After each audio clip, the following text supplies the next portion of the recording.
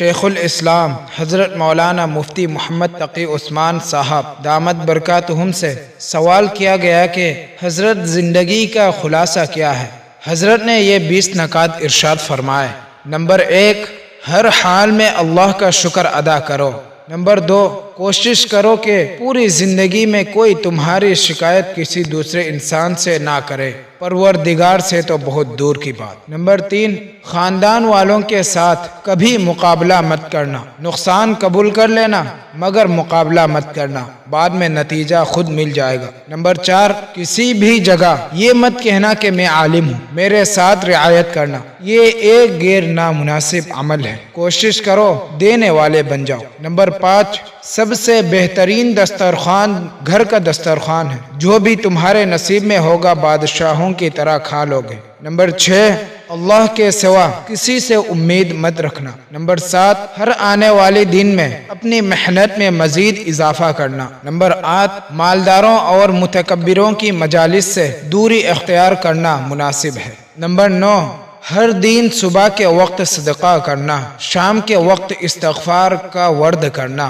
Number 10، اپنی گفتگو میں مٹھاس پیدا کرنا۔ نمبر 11، اونچی آواز میں چھوٹے بچے سے بھی بات مت کرنا۔ نمبر 12، جس جگہ سے تمہاری رزق مل رہا ہے اس جگہ کی دل و جان سے عزت کرنا، جس قدر ادب کرو گے انشاءاللہ رزق میں اضافہ ہوگا۔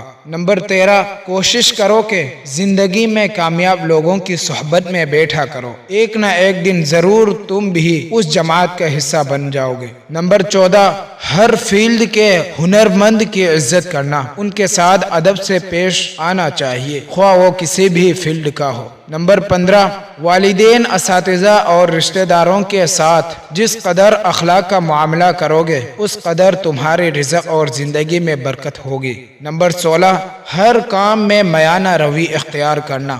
نمبر 17، عام لوگوں کے ساتھ بھی تعلق رکھنا، اس سے بھی بہت کچھ سیکھنے کو ملے گا۔ نمبر 18، ایک انسان کی شکایت دوسرے سے مت کرنا، ہمارے پیارے نبی محمد صلی اللہ علیہ وسلم شکایت کرنے والے کو پسند نہیں فرماتے تھے۔